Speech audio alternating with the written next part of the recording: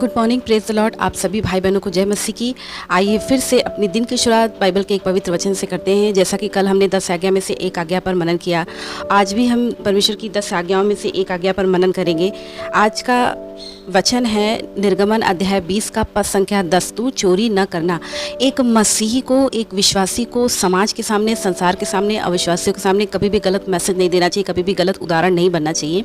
क्योंकि यदि हम मसीही किसी भी प्रकार के जीवन में गलती करते हैं या अपराध करते हैं या बुराई करते हैं, तो इससे लोग हमसे क्या सीखेंगे और हम लोगों को क्या सिखाएंगे। तो खासकर ये आज्ञा एक विश्वासियों के लिए कि उन्हें कभी भी चोरी करना नहीं चाहिए। और वैसे तो चोरी करना सबों के लिए गलत है, चाहे वो संसार का कोई भी व्यक्ति, विश्वासी और अविश्वासी, क्योंकि ये एक पाप है और पाप सबके लिए एक जैसा है। ऐसा नहीं कि इसे कोई और कर सकता है और जिसे आज्ञा दी गई है वो नहीं कर सकता, जिसे आज्ञा नहीं दी गई है वो कर सकता है, क्योंकि ये हर हाल में गलत है और गुनाह है। तो आप देख सकते हैं संसार में वैसे तो देखा जाए तो दो प्रकार के चोर होते हैं। एक तो वो होते हैं जो पेशेवर चोर होते हैं, जिन्हें चोरी करने की आदत होती है। उन्हें बचपन से लेके अपने जीवन के अंत तक उनके स्वभाव में ही बन गया है कि उन्हें चोरी करना ही करना है, वो उनका एक शौक़ है। और कुछ ऐसे होते हैं जो किसी परिस्थिति के कारण या किसी लाचारी के कारण या गलत संगति, गलत माहौल के कारण या अपनी किसी ज़रूरत को पूरी करने की लालच में, ये दो प्रकार के व्यक्ति ऐसे हैं जो चोरी करते हैं। एक शौक से चोरी करता है, एक मजबूरी में चोरी करता है। लेकिन ईश्वर के सामने हम कोई भी एक्सक्यूज़ नहीं दे सकते, कोई भी बहाना नहीं बना सकते कि हे प्रभु मैंने तो अनजाने में चोरी की, या मैंने तो बड़ी मजबूरी में चोरी की, या प्रभु मेरी तो आदत थी चोरी करने की इसलिए चोरी की, मेरी ज़रूरत थी चोरी करने के लिए इसलिए चोरी की। क्योंकि ये गुनाह है, गलत है और चोरी करना एक पाप है। क्योंकि परमेश्वर की 10 आज्ञाओं में से एक आज्ञा है कि चोरी हमें नहीं करना है। अंत के दिनों में जब न्याय होगा और हर एक व्यक्ति को परमेश्वर के समक्ष खड़े होना होगा और अपने अपने कर्मों का जवाब देना होगा, वो चाहे अविश्वासी हो चाहे वो विश्वासी हो। उसमें से कोई ये नहीं कह सकता कि हमारे पास आज्ञा नहीं पहुंची थी इसलिए हमने चोरी किया, और कोई ये नहीं कह सकता कि हमारे पास आज्ञा पहुंची थी लेकिन हम मजबूर थे इसलिए हमने चोरी किया। और चोरी इंसान अक्सर करके कब करता है? जब उसके मन में किसी के सामान के प्रति, किसी के वस्तु के प्रति लालच उत्पन्न होता है। कल हमने आपको इस विषय पे बताया भी था कि यदि हमारे अंदर किसी व्यक्ति के वस्तु के प्रति मन में लालच है तो हमारा 100% कन्फर्म है कि हम चोरी करेंगे, क्योंकि लालच ही धीरे धीरे हमें चोरी के करीब ले जाती है, चोरी करने के लिए मजबूर करती है। तो सबसे पहले तो हमें लालच से दूर होना। और पैसे की चोरी नहीं होती है, सिर्फ वस्तु की चोरी नहीं होती है। हम कभी कभी किसी का सुख, चैन, आनंद, शांति चुरा लेते हैं। आप वचन में देख सकते हैं, यूहन्ना अध्याय 10 के 10 में लिखा हुआ है, वचन में लिखा है, चोर किसी और काम के लिए नहीं परंतु केवल चोरी करने और घात करने और नष्ट करने आता है।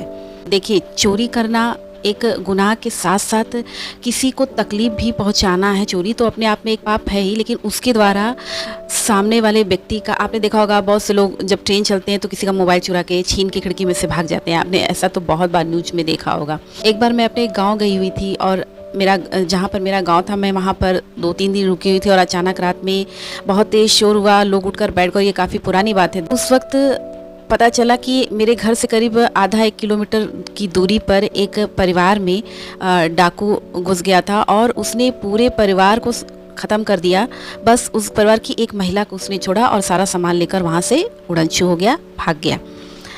आप सोचिए कि इंसान का लालच, और देखिए चोरी एक बंदूक दिखाकर, इसे भी आप चोरी ही कहेंगे, डाका डालना भी एक प्रकार से चोरी ही है। क्योंकि फ़र्क इतना है कि चुपके से हम किसी चीज़ को चुराते हैं और कभी कभी हम किसी को बंदूक दिखाकर वो चीज़ उससे छीन लेते हैं। तो ये एक प्रकार का क्या है? डाका डालना।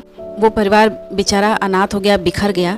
तो इंसान का एक लालच और इंसान का एक गलत फैसला, इंसान की गलत सोच, गलत कार्य किसी भी व्यक्ति के सुख, चैन, आनंद, शांति को सब कुछ उसने सिर्फ उन डाकुओं ने सिर्फ उस व्यक्ति के, उस फैमिली के घर का सिर्फ पैसा और कुछ जेवरात ही नहीं लिए, बल्कि वो तो एक दिन कमाया जा सकता था, इकट्ठा किया जा सकता था, लेकिन उसने उन डाकुओं ने उस घर के जो मालिक थे उसकी हत्या कर दी, उनके बच्चों को मार डाला, सिर्फ उस घर की महिला को छोड़ा।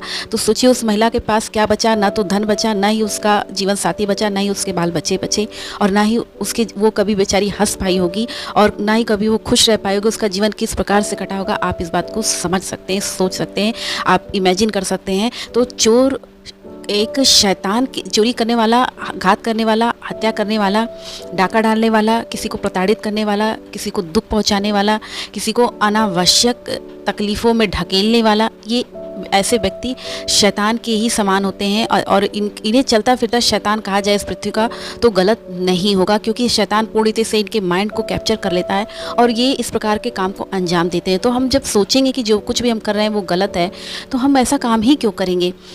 यदि हम ईश्वर और शैतान के बीच का, गलत और सही के बीच का फ़र्क को समझेंगे, बीच के फ़र्क को समझेंगे, तो हम ऐसा काम ही क्यों करेंगे।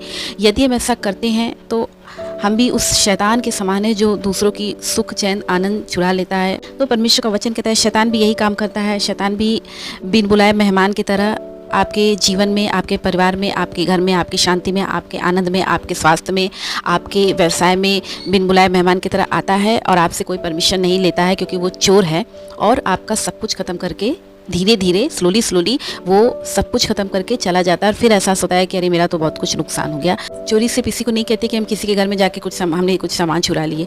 कभी कभी क्या होता है, आपने देखा होगा, अगर एक रिक्शा चालक है, वो रिक्शा चला रहा है और हमें उसने 15 रुपये की मेहनत की है और हम उसे 10 रुपये ही देते हैं, तो हमने उसका 5 रुपये एक प्रकार से चुरा लिया। अब ये भी एक प्रकार का चोरी है कि यदि किसी का पैसा गलती से हमारे पास आए और हम उसे चुपके से रख लें। इसलिए हमें परमेश्वर की इन 10 आज्ञाओं में से एक जो आज्ञा है चोरी न करना, हमें सदैव इस आज्ञा में बने रहना है। खासकर मसीह भाई बहनों को कभी भी हमें लोगों के सामने ऐसा एग्जाम्पल नहीं बनना है कि क्योंकि हम अगर गलत करेंगे तो लोग हमसे क्या सीखेंगे और हमारे द्वारा लोगों को ठोकर लगेगी।